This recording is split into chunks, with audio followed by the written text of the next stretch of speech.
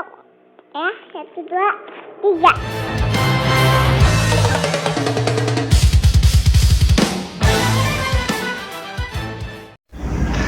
Assalamualaikum warahmatullahi wabarakatuh. Berjumpa kembali dengan Paijo dalam serpihan debu. Taqabbalallahu wa minkum wasyamana wasyamakum. Masih dalam suasana Hari Raya Idul Fitri, karena ini masih di bulan Syawal 1445 Hijriah. Kawan karib, sedulur sekalian, netizen yang budiman terkini dan semuanya, semoga atas segala ibadah dan amal yang telah kita perbuat dan lakukan di dalam bulan Ramadan dan bulan Syawal ini dapat menjadikan kita semua tetap mendapatkan ridho dan rahmat dari Allah, akan dapat menjadikan kita semua mendapatkan hidayah dari Allah serta petunjuk dan pertolongannya. Karena hanya dengan hidayahnya, hanya dengan petunjuk dan pertolongan dari Allah Subhanahu wa Ta'ala, maka kita semua akan terhindar dari segala bentuk kesesatan, segala bentuk penyesatan, sehingga kita tidak akan terjebak dan terjerumus kepada jurang hisbiah ataupun takut buta seperti yang dialami oleh saudara-saudara kita yang masih menjadi mukibin dari Mbak Alwi. Baru mulai sudah langsung Mbak Alwi saja.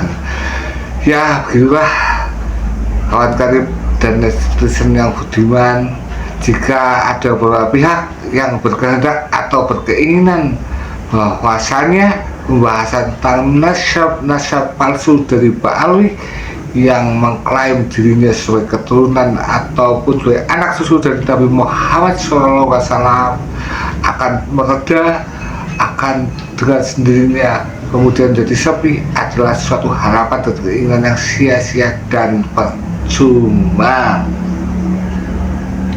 Karena yang justru terjadi justru perlawanan atau peperangan dalam memerangi dan melawan segala bentuk penyesatan dan kesesatan yang selama ini dilakukan oleh para kabib-kabib Mbak Alwi dalam kajian-kajiannya semakin dapat diterima oleh masyarakat, dalam artian semakin banyak para mukibin dengan berjalannya waktu yang tersadarkan, yang insaf dan bertobat. Akan tetapi pula bahwa bulan Ramadan ini atau bulan Ramadan belum cukup untuk menjadikan para habaib atau kabib-kabib dari Mbak Alwi untuk insaf dan bertobat. Justru yang ada malah mereka semakin menyampaikan narasinya, semakin menyampaikan batahannya, semakin menunjukkan tentang kualitas daripada diri mereka, yaitu para kabib-kabib. Semakin tampak jelas sekali bahwa mereka bukanlah dari golongan orang-orang yang berilmu, khususnya tentang ilmu agama. Justru yang nampak, yang mereka pertunjukkan adalah bagaimana karakter mereka yang sesungguhnya, yang sangat sombong, angkuh, takabur, congkak, dan sebagainya. Dengan mereka senantiasa ngotot dan nyolot menempatkan diri mereka sebagai kalangan yang atau sebagai klan yang lebih tinggi daripada manusia pada umumnya. Udah saja sih, sebagai contohnya kita bisa melihat bagaimana sepak terjang dan perilaku yang ditunjukkan oleh tokoh-tokoh sentral mereka, sebenarnya Kabib Taufik Asugaf sebagai ketua Rabitul Alawiyah.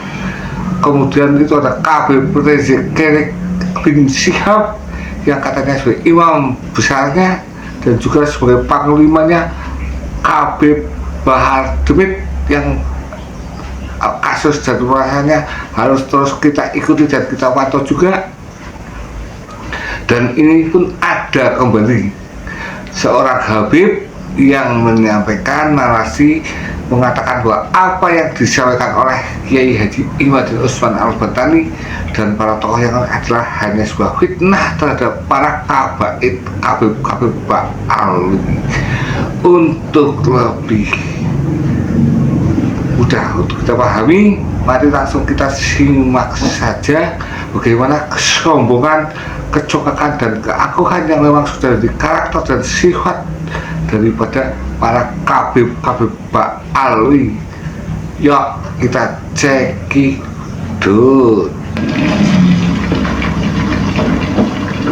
Perhatikan ya, kita kan sering ngomong gini ya, misal ini kenapa ya kok sekarang nasabah Alawi dilakukan? Ini apa yang buka disampaikan TikTok, oleh seorang buka kabib. Facebook, buka ini, buka itu, pasti seliweran ngomong di bagian itu. Ngomong-ngomong itu seliweran, kan? Terus kenapa guru-guru kita, pembesar kita kok tidak memberikan komentar? Kok tidak memberikan komentar? Kok diam ibaratnya? Itu kamu komentar. Habaib itu ada juru bicaranya. Habaib ada juru bicaranya, ada panduannya. Siapa juru bicara Habaib? Habib Abdullah bin Alawi bin Muhammad Al-Haddad Sahib Ratib. Beliau mengatakan apa? Perhatikan, apa katanya beliau? Idza taqulu iqamatu min hadithin kanat mubasyiratan bitulil muntadhar. Katanya beliau, idza taqulu iqamatu min hadits. Kalau ada satu kejadian, kalau ada satu fitnah, kok tidak selesai-selesai fitnah? Mulai kapan ini sudah? Mulai hampir setahun lebih sudah. Habaib dipukuli semuanya, dinafikan semuanya. Kalau sudah panjang seperti itu, kejadian seperti itu, kanat mubasyiratan bitulil muntadhar. Ketahui, kalau kamu bisa sabar, katanya beliau, kalau kita bisa sabar atas hal ini, ada kabar gembira yang menunggu kamu sekalian.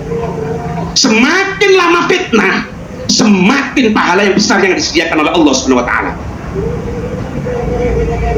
Apa katanya lanjutannya?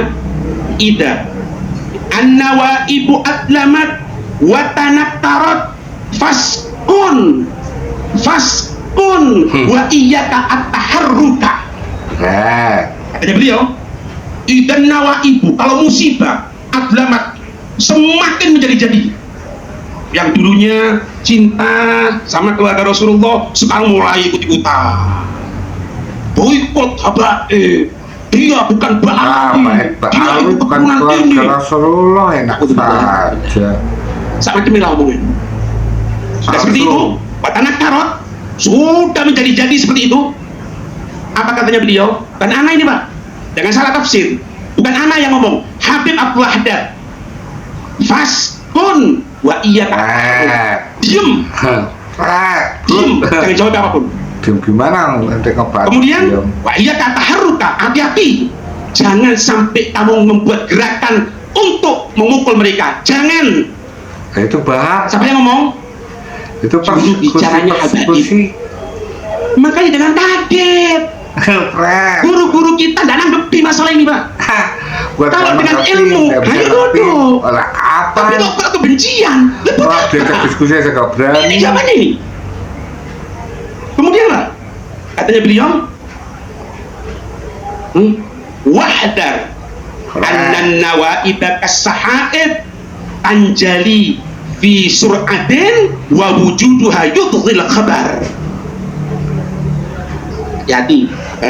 Hati-hati ya, jadi jaga lisan. Segala fitnah yang berjalan itu kas-sahaib, koyo awan. Awan itu loh, mendung. Kemudian setelah itu apa? Mendung. Anjali fi sur'atin. Tidak lama kena angin. Kena angin. Habis mendung. Yang dulunya gelap jadi terang nanti. Biarkan. Wa wujuduha yudghil khabar. Wujudnya hanya cerita. Loh, waktu itu ada mendung ya, tapi sekarang sudah hilang ya, terang ya. Waktu itu ada ya yang mencaci maki Habaib ya, sekarang mana itu orangnya? Tidak lama seperti itu Pak. Ngerti Pak? Enggak lama, udah 1 tahun lebih. Pernah dikomeni. Lewat di belananya sampean, jauhkan. Allah Akbar. Rasulullah itu Pak pernah memprediksi bagaimana kejadian dengan Sayyidina Ali. Beliau pernah mengatakan, "Hai Ali, orang yang celaka di muka dunia ini 2. Orang yang celaka di muka dunia 2. Yang pertama, golongan awalin, golongan terdahulu. Siapa? Yang nyembelih ontanya Nabi Allah Soleh. Yang nyembelih ontanya Nabi Allah Soleh, setelah disembelih, gara-gara disembelih turun musibah. Itu paling jeleknya orang, kelompok awalin, kelompok yang terdahulu. Dan yang kedua Ali, orang yang akan man darabaka fi hada. Ini dijelaskan sama Nabi depannya Sayyidina Ali. Man darabaka fi hada, orang yang akan memukul kamu di sini, katanya Nabi. Fayakhdhabalaka hada, maka jenggotmu akan bercucuran darah. Itu orang yang celaka kelompok akhir. Diprediksi sama Nabi, bukan diprediksi sama Nabi. Berjalan waktu, Nabi Pak, wa may yantiqu 'anil hawa in huwa illa wahyu yuha, diwahyukan oleh Allah Subhanahu wa taala. Terjadi, beliau dibunuh oleh orang yang asqal akhirin, sesuai dalilnya Nabi. Orang paling buruk kelompok akhir, Abdurrahman bin Muljam. Tahu sama Abdurrahman bin Muljam? Tidak pernah lepas dari wudu. Dengan nasab palsunya Baal, wajahnya bercucuran air wudu. Tidak pernah meninggalkan puasa sunnah, tapi dialah yang membunuh menantu Rasulullah Sayyidina Ali, itu mengatakan kafir dan sebagainya. Wafat Sayyidina Ali, terbunuh. Tanyaan Mbak, Sayyidina Hasan nggak ada gerakan, Sayyidina Husain nggak ada gerakan. Bahkan Sayyidina Hasan setelah beliau diracun ketika akan wafat, apa perkataan beliau? Hati-hati Pak, ini madhabnya habaib Pak, madhab yang sekarang ini mereka kelompok kita orang ini sekarang banyak dimusuhi. Tapi Anda yakin yang cinta juga lebih banyak daripada yang musuhi. Ini cuma sampah kecil Pak. Anda yakin yang cinta kepada mereka lebih banyak. Apa perkataan Sayyidina Hasan ketika beliau sudah diracun? Iya, yang cinta kepada Ahlul Bait tentu banyak, yang cinta kepada Rasulullah yang asli ya banyak seluruh umat muslim. Tapi kalau yang cinta kepada para kabib Baal yang ternyata adalah merupakan keturunan palsu dari Rasulullah, ya akan terus terkikis. Karena jelas himbauan atau ajaran untuk terus mencintai dan memuliakan para kabib seperti halnya Rizik Syihab, Bahar Demit, Taufik Asugaf, Novel Alidrus, sampai ke Husain Bagir, itu adalah himbauan yang sangat sesat dan menyesatkan. Bahkan bagi kalian semua atau siapa yang hari ini masih percaya bahwa Baal, para kabib-kabib itu adalah keturunan Rasulullah, maka suhu-suhu kalian pasti dalam keadaan jahil juhala. Jadi sudah itu saja untuk pesan hari ini. Untuk siapapun juga yang mendapati atau menemukan paspor tasyabut terbitan Buto Alam ya, maka buku itu hanya pantas untuk dikencingi. Dan pesan berikutnya kita sampaikan di tayangan berikutnya. Semoga semuanya tetap dalam keadaan dalam naungan dari Allah Subhanahu wa taala. Barakallahu fikum. Wassalamualaikum warahmatullahi wabarakatuh.